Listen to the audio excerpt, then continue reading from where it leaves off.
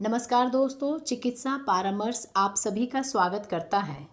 दोस्तों, चिकित्सा परामर्श आपको स्वास्थ्य से जुड़ी हर समस्या, जांच, इलाज एवं आशा कार्यकर्ता और घर के नज़दीक स्वास्थ्य केंद्र पर उपलब्ध सुविधाओं की जानकारी विशेषज्ञ के माध्यम से दे रहा है।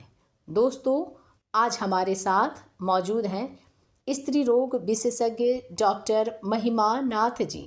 डॉक्टर महिमा नाथ जी गर्भावस्था में शुगर यानी कि मधुमेह से जुड़ी सारी जानकारी देंगी। गर्भवती को मधुमेह की जांच, इलाज के लिए घर से बहुत दूर जाने की ज़रूरत नहीं है।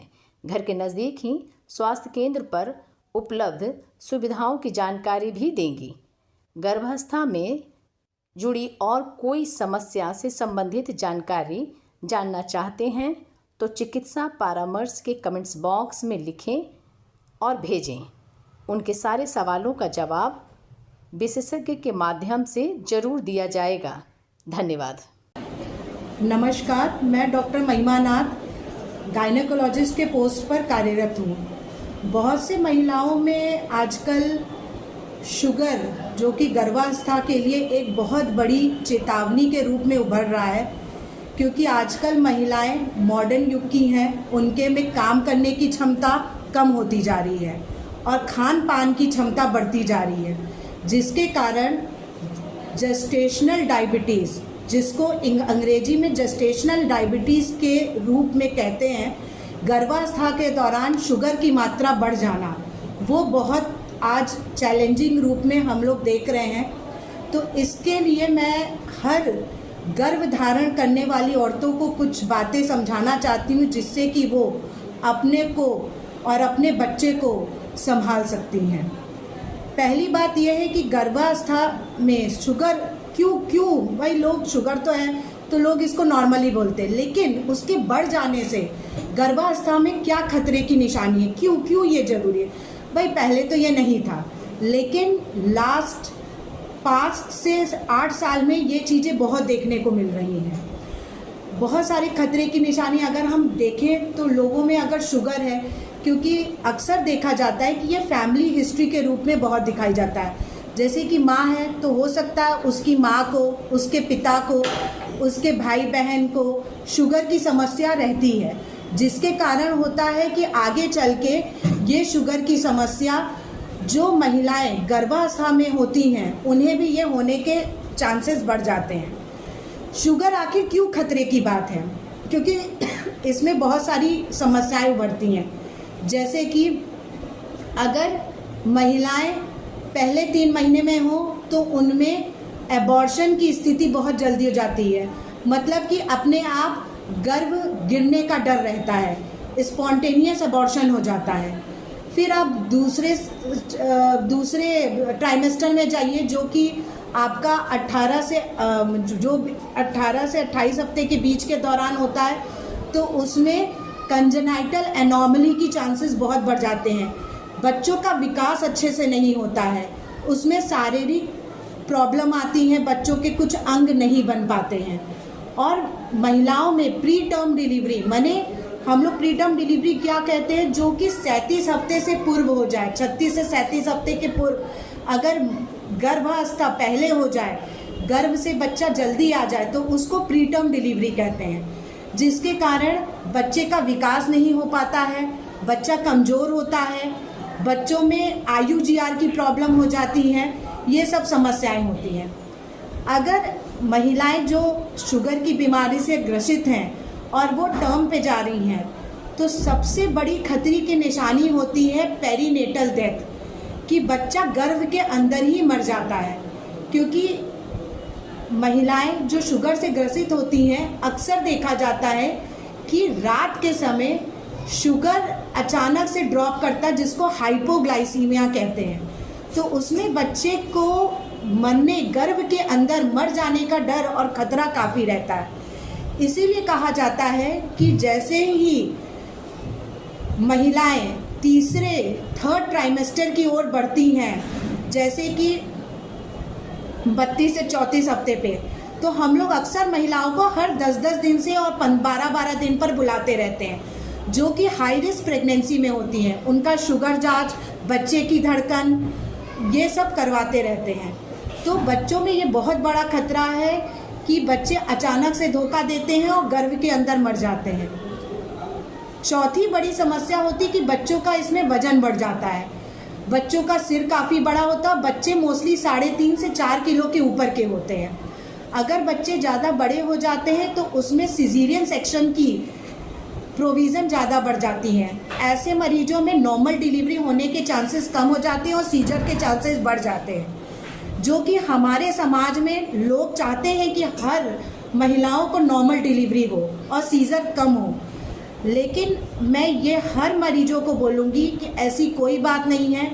आप ये ध्यान में रखें कि आप और आपका बच्चा सलामत रहें, क्योंकि शुगर एक ऐसी समस्या है जिससे अचानक धोखा हो जाता है। इसलिए जब बच्चा 36 से 37 हफ्ते का हो जाए तो मैं महिलाओं से अनुरोध करती हूँ कि वो सही समय पे डिसीज़न लेके एक अच्छे अस्पताल में, सरकारी में बहुत अच्छी सुविधाएं हैं सीजर की, वो हमेशा अपने जो भी निकटतम सरकारी अस्पताल है वहाँ पे आशाओं के साथ, आशा सहेलियों के साथ, आंगनवाड़ियों के साथ हर 10 से 15 दिन पर चेकअप कराते रहें और सही समय आने पे सही निर्णय लें, ताकि कि माँ और बच्चे की जान बच सके। चौथी बड़ी समस्या है कि बच्चा होने के बाद बच्चे में सडन हाइपोग्लाइसीमिया हो जाता है। इसीलिए बच्चा होने के अंदर 24 घंटे के अंदर बच्चे का एक ब्लड शुगर होना चाहिए और बच्चे को तुरंत डिलीवरी होने के बाद माँ के छाती से ज़रूर लगाना चाहिए। उससे दो होता है कि जो भी बच्चे में माँ का जो पहला दूध होता है वो बच्चे को बहुत सारी बीमारियों से बचाता है, क्योंकि डायबिटीज़ और हाइपोग्लाइसीमिया से भी बचाता है और उससे माँ को भी बहुत सारी सुविधाएं मिलती हैं। तो इसीलिए लोग सोचते हैं कि बच्चे को क्या दिखा। और एक बार ये भी अनुरोध रहेगा कि आजकल हर सरकारी अस्पताल में अगर जो अर्बन पीएससी में है, सीएससी में है, वो अगर दिखाते हैं तो ऐसे पेशेंट्स को मोस्टली लोग रेफ़र कर देते हैं सीएससी या जिला अस्पताल में। तो वहाँ पे हर चीज़ की सुविधा है। अगर मरीज नॉर्मल चाहे और अच्छे से हो रहा है तो वो भी कराएं, लेकिन हाँ, नॉर्मल के लिए बहुत अडिग ना रहें, क्योंकि अगर बच्चा 36-37 हफ्ते में हो गया है और बच्चा बड़ा है तो अचानक धोखा होने से अच्छा है कि सही निर्णय लेकर उसको सीजर के थ्रू बच्चे को निकलवा दें और वहीं पे किसी अच्छे बच्चे के डॉक्टर को भी अपने बच्चे का सलाह ले ले, जिससे माँ और बच्चे दोनों स्वस्थ रहें।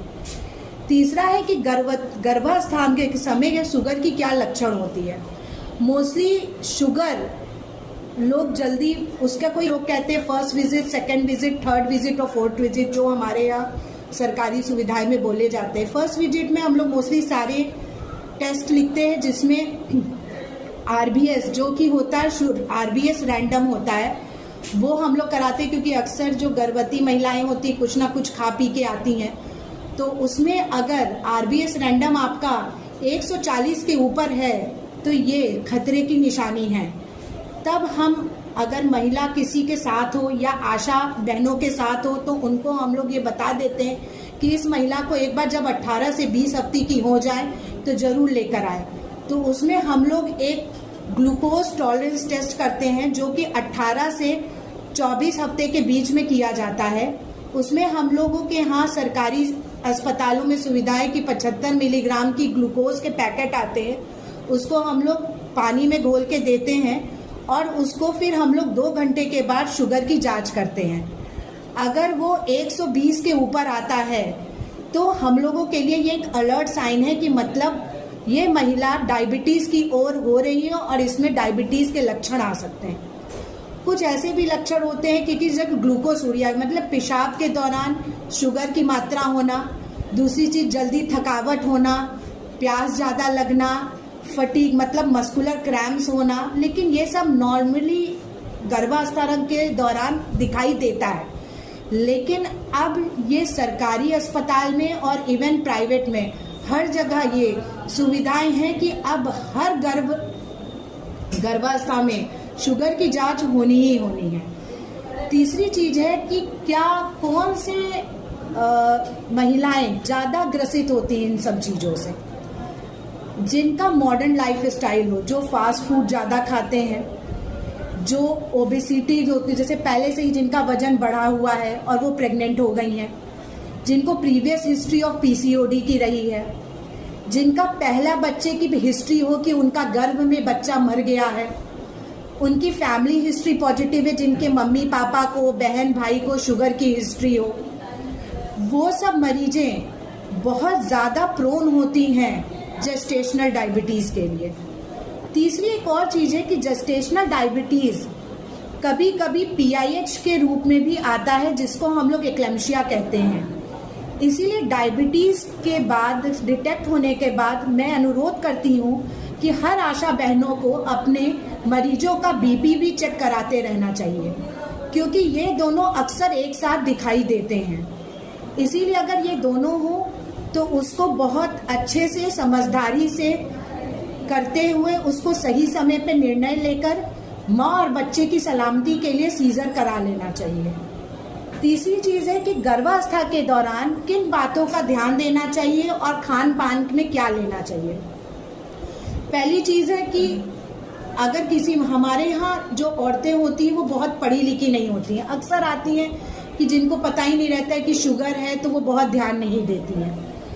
तो पहली तो चीज़ है कि हम लोगों को पहले तो बहुत ज़रूरी है कि उस महिला को बैठ के थोड़ा टाइम दे और काउंसलिंग करें कि नहीं, इससे कोई प्रॉब्लम नहीं होगा, तुम समय समय पर हमारे पास आओ, चेकअप करो, क्या एक्सरसाइज करना चाहिए, इससे कोई प्रॉब्लम नहीं होती बच्चों में।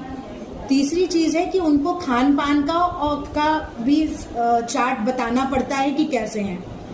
इन महिलाओं को बहुत देर भूखा नहीं रहना है, क्योंकि बहुत देर भूखे रहने से इनमें हाइपोग्लाइसीमिया के अटैक आते हैं। हाइपोग्लाइसीमिया से बच्चे अचानक से अंदर, पेट के अंदर मरने का डर रहता है।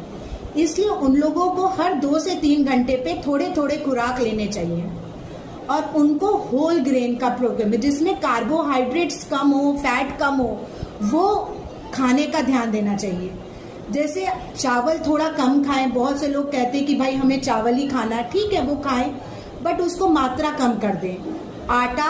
आटा ठीक है, मैं ये नहीं कहूँगी कि भाई गेहूं की रोटी है, बट उसमें वो थोड़ा सा मक्का की आटा मिला दें, जौ का आटा मिला दें और उसकी रोटी बना के खाएं। तो ये डायबिटीज़ और शुगर दोनों को कंट्रोल रखना है। फल अच्छे से खाएं। फल में अब जैसे आपका सेब है, अनार है, मौसम्बी है, ये सब आप बिल्कुल ले सकते हैं। गुड़ लोग कहते हैं, जो कि हम लोग मोस्टली मरीजों में जिसमें खून की कमी होती है वो गुड़ कहते हैं, बट इसमें ये ध्यान देना है कि गुड़ का सेवन हम लोग ना करें, क्योंकि गुड़ शुगर को बहुत तेजी से बढ़ाता है। उसकी जगह पे आप फल खाएं, नारियल पानी लें, मौसम्बी की जूस लें, ये सब करें। और रात का खाना वो जल्दी ले ले, 7:30-8 बजे तक। और सोने से पहले हो सके तो दूध लें। दूध को आप बिना शक्कर के लें, नॉर्मल प्लेन दूध लें, वो बहुत अच्छा है।